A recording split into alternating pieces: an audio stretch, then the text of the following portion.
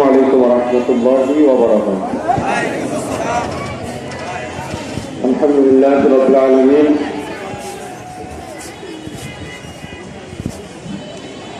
والعاقبة للمتقين والصلاة والسلام على أشرف الأنبياء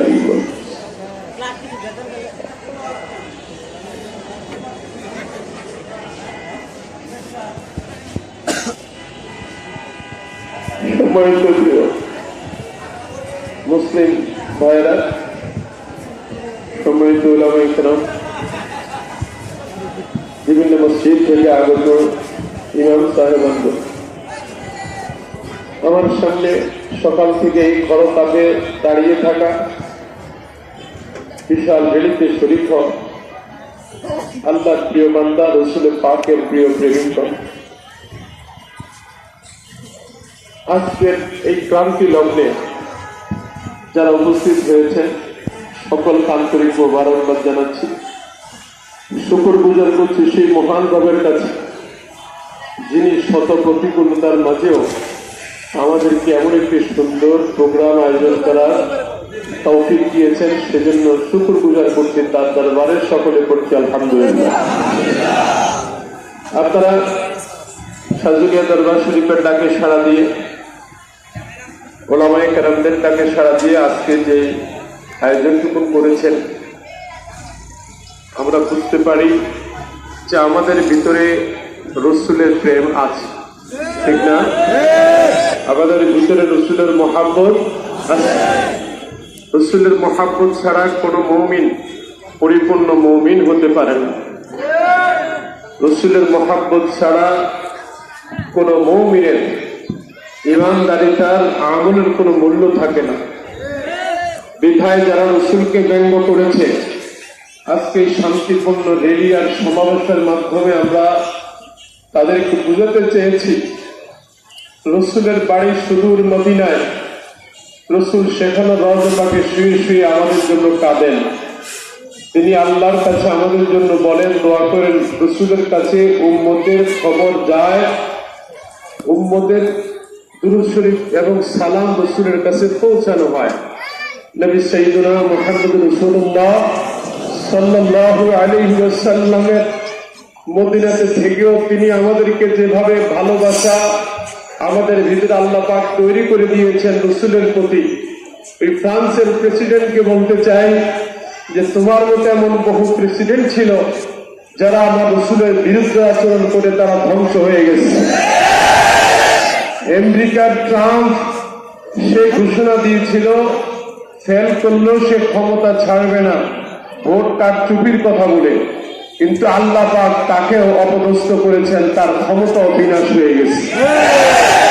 দুনিয়ার জমিনে ক্ষমতা কারোর জন্য স্থায়ী নয়, ক্ষমতা হচ্ছে একমাত্র আমার আল্লাহ।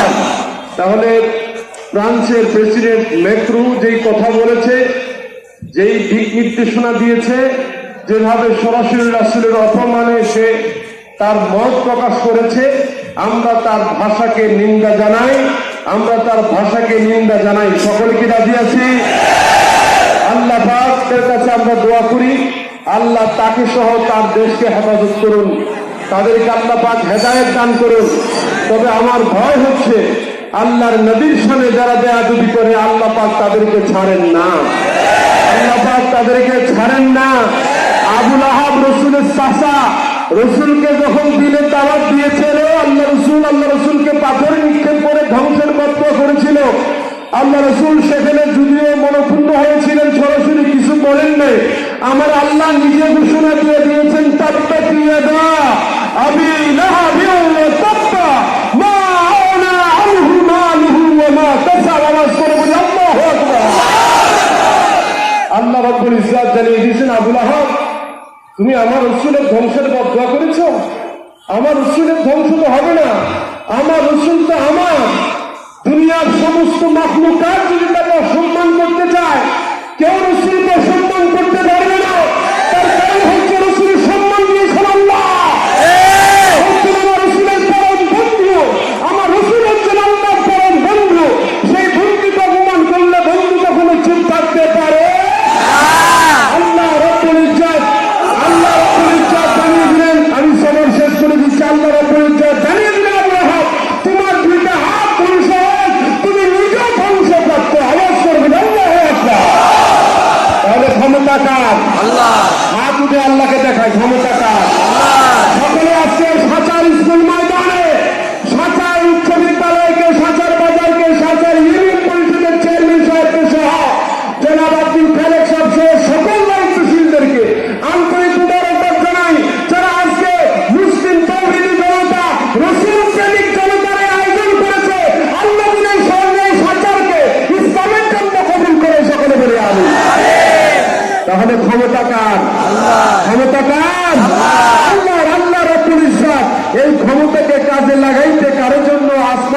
গজব পাঠিয়েছেন, কাউকে রক্ত মিষ্টি দিয়ে ধ্বংস করেছেন। এই করোনা মহামারীতে কোনো বোমা কাজে লাগে না, লেগেছে বলেন? এই করোনা মহামারীতে কোনো বিমান কারোর উপর বোমা ফেলারও ক্ষমতা রাখে না। করোনার ভয়ে তারা উঠে না, চালায় না, জাহাজ চলে না, যুদ্ধ জাহাজ আসল, তার মনে বোমা আসল। তাহলে বুঝা গেল দুনিয়ার সব কিছুর চাইতে আমার আল্লাহ সবচেয়ে বড়। আল্লাহর সঙ্গে গাদ্দারি করলে আল্লাহ মানবে না। আল্লাহ রাগ করলেন আবু লাহাব, আমার রাসূলের বদদোয়া করেছ, শুনে রাখো তোমার যত সম্পদ আছে সমস্ত সম্পদ ধ্বংসপ্রাপ্ত। আজকে এখানে যারা শরীক হয়েছেন সকলকে মোবারকবাদ জানাই। পালাখাল স্কুলে আমাদের প্রোগ্রাম শুরু হয়েছিল, সেখানে ওই উচ্চ বিদ্যালয়ের সভাপতি, আমাদের ইউনিয়নের সম্মানিত চেয়ারম্যান সাহেব, আমাদের ইউনিয়নের বর্তমান সরকার দলীয় সম্মানিত সভাপতি মহোদয় সহ অনেক দায়িত্বশীল দল মত নির্বিশেষে সব দলের লোকেরা এখানে এসেছে, আলহামদুলিল্লাহ বলে। তাহলে আমাদের দলীয় রাসূলের বেলায় কোন দল হিসাব নয়, আমাদের একমাত্র নেতা মুহাম্মদ রাসূলুল্লাহ সাল্লাল্লাহু আলাইহি ওয়াসাল্লাম। ঠিক কিনা বলেন? রাসূলের শানে যদি কোন দল, কোন ব্যক্তি, কোন প্রধানমন্ত্রী, কোন প্রেসিডেন্ট কোন কথা বলে, আমরা কখনো চাপ দিব না, রাজি আছি না?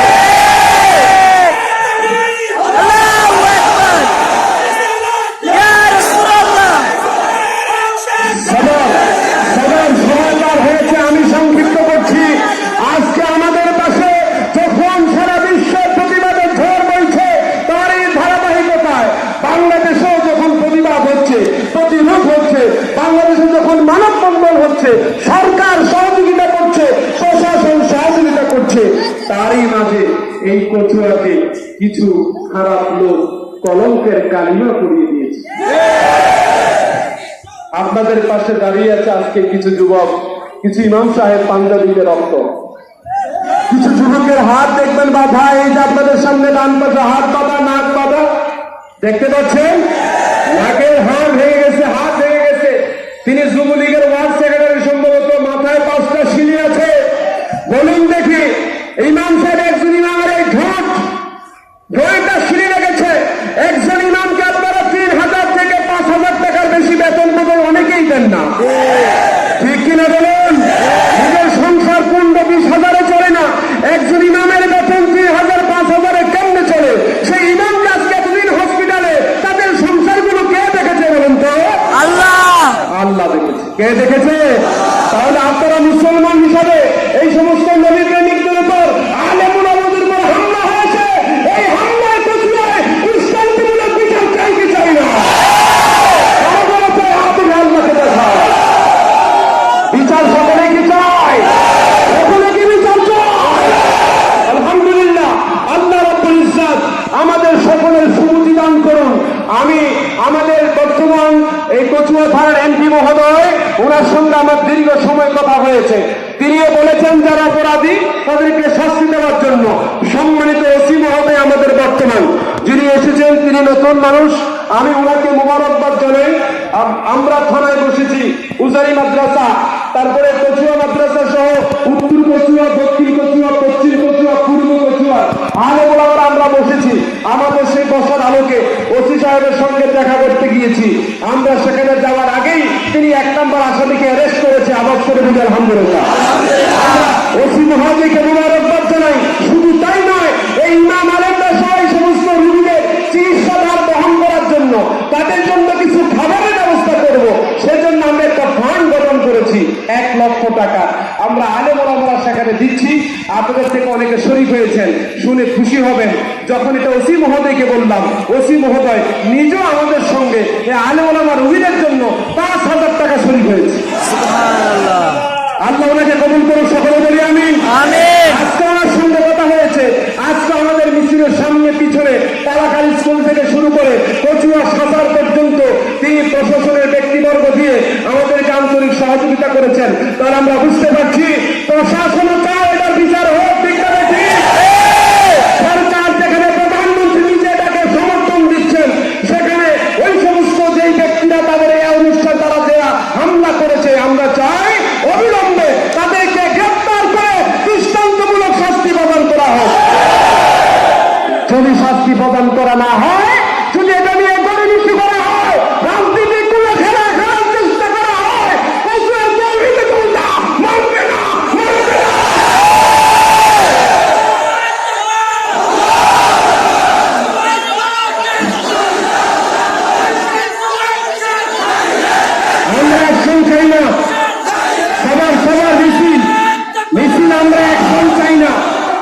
অ্যাকশন চাই না, কারো গালে জুতা মারতে চাই না।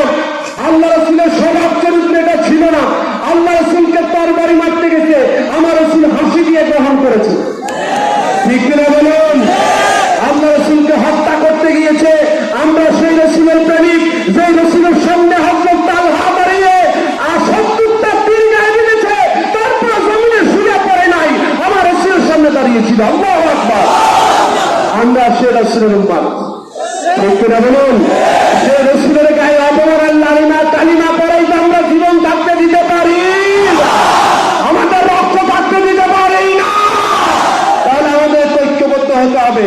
আজকে মুসলমানরা যদি ঐক্যবদ্ধ হয়, এই সমস্ত অপশক্তি দূরীভূত হয়ে যাবে। আমরা সরকার মহোদয় সহ সকলকে মোবারকবাদ জানাই। মাঝিগাছার পক্ষ থেকে আমার কাছে সমাধানের জন্য গিয়েছে, আমরা সাধুবাদ জানিয়েছি।